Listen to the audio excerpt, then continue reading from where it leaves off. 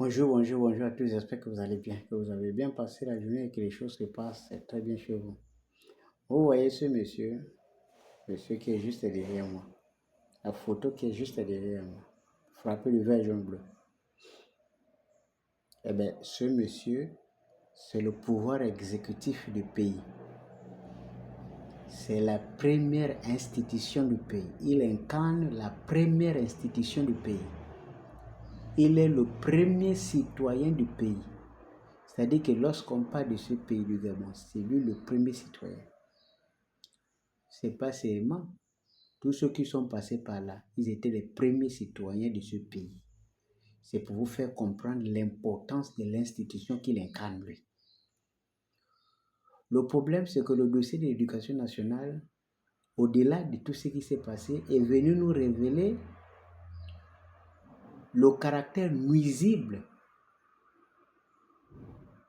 de ceux qui sont autour du président. Moi, je vais vous raconter, c'est pas que d'habitude, les gens ont l'habitude de dire non, le président, c'est pas un enfant. À chaque fois, on accuse l'entourage du président, alors que lui-même aussi, il est responsable de la même chose.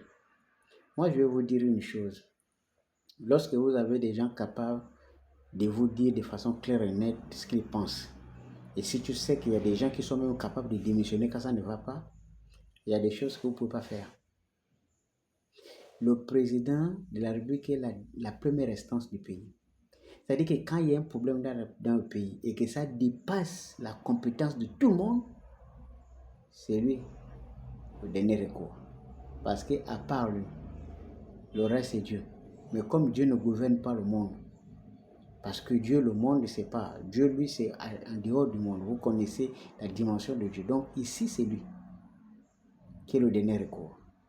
Et donc, quand il y a des dossiers importants, comme le dossier de l'éducation, le rôle de ceux qui entourent le président, c'est de faire en sorte que quand le président prend une décision, quand le président doit s'exprimer, le président ne s'exprime pas pour lui-même. Le président ne peut pas se lever de chez lui et puis prendre le micro, s'exprimer. Non, le président est une institution. Il parle quand on a fini de décider, de lui dire ce qu'il doit parler. C'est ça le problème. Le président est une institution parce que quand le président a dérapé, la machine se met en place en œuvre pour recadrer les choses. Parce que le président, qu'on ne le veuille pas, au-delà du fait que c'est un homme, mais c'est un homme qui a une autre dimension. Et donc, il ne peut pas prendre des décisions tous les jours comme ça. Il faut que les décisions soient analysées, étudiées, programmées, pour permettre à ce que la première institution ne fasse pas l'objet de contestations. Ça, on n'impose pas ça avec la violence. On impose ça avec la sagesse, la réflexion, le savoir-faire. Et ensuite, il faut des procédures, le respect des procédures. Le président doit communiquer sur un sujet d'actualité, sur un sujet brûlant, sur un dossier brûlant. Il faut les outils d'aide à la décision, tout le dossier complet. Et il faut la manière. Le président ne peut pas être exposé à chaque fois. Il y a un dossier dans le quartier, les gens se lèvent en même temps pour aller activer les réseaux à la présidence de la République. Oh, je connais les gars, je maîtrise les gars, je connais les gars qui sont derrière, je connais comment faire pour casser le mouvement, je connais comment faire, je veux placer tel, je veux placer tel. C'est pour cette raison que dans notre pays, les gens ne veulent pas changer. Depuis plus de 30 ans, Vémissa est là, l'autre Missa là, il est là, Marcel Ebama est là, Ezo est là. La longévité dans un domaine comme la défense des intérêts de tous, ce n'est pas quelque chose qui est comme ça, qui est simple. Non, tu ne peux pas représenter les gens à chaque fois parce que tu n'as pas un doctorat pour ça. Il y a des gens qui peuvent s'exprimer au nom de tout le monde. Tous les jours, on peut trouver des gens capables de s'exprimer au nom de tout le monde. Tu n'es pas obligé de passer 20 ans, 30 ans au même poste. Et surtout qu'à chaque fois qu'il y a un dossier, vous êtes les premiers à savoir à qui s'adresser, par exemple, pour aller négocier. Et c'est pour cette raison que les autres, tellement en colère, de va-et-vient des jeux que vous jouez, ils sont obligés d'agir parfois un peu violemment. Et les pots cassés qui payent, ce sont ces jeunes enseignants et les autres qui estiment que les gens qui les représentent dans les négociations, ils partent pour négocier leurs propres intérêts. On aurait dû conseiller au président, dès son retour de Conakry, de rencontrer directement les syndicats, peu importe le nombre. Le président l'aurait fait.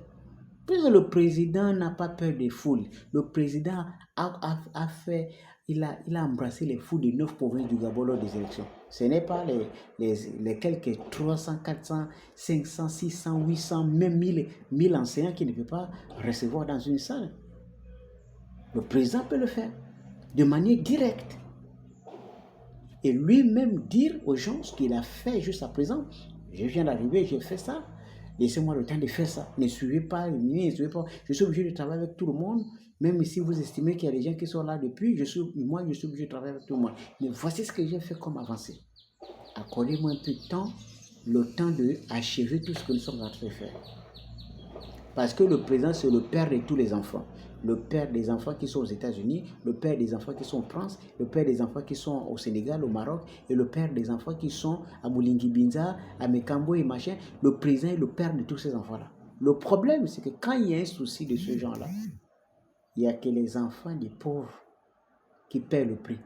Parce que tous ceux qui sont au sommet aujourd'hui de l'État, c'est des cabinets des ministres, etc., directeurs de ceci. Les enfants sont soit dans un pays africain, au Maroc, machin, soit les enfants sont au lycée français, soit dans les grands privés. Ils ne sont pas au public. Le public, c'est pour les pauvres. Et ce que vous ne savez pas, c'est que plus les pauvres développent l'ignorance, plus les pauvres développent l'ignorance, parce que les pauvres seront celui les plus nombreux. En développant l'ignorance, ils vont évoluer dans l'ignorance, ils vont évoluer avec les tares, avec des insuffisances. Mais demain, ce sont ces gars-là qui seront en majorité. Et en cas d'erreur, ils vont arriver au suprême, au pouvoir. C'est moi seul qui est là-bas. Et une fois ils arrivent aux affaires, ils vont agir avec le niveau qui est le leur. Donc le niveau qu'ils ont réussi à avoir sans professeur de maths, sans professeur de ceci, sans professeur tout simplement, ils vont s'exprimer avec le peu de ce que la rue les aurait enseigné. Donc vous allez payer les pots cassés, que ce soit vous ou vos enfants qui sont bien éduqués là, quand ils rentreront, ils seront gouvernés par les gens très mal éduqués, très mal élevés, très mal enseignés. Le résultat, c'est que la catastrophe. Et c'est cette catastrophe-là que nous allons réserver au pays. Parce que le plus grand nombre ne va jamais accepter que les enfants qui ont bénéficié de tout puissent les commander plus tard. Non. Ils vont tout faire pour que ça n'arrive pas. Et là, malheureusement, on n'aura que des regrets.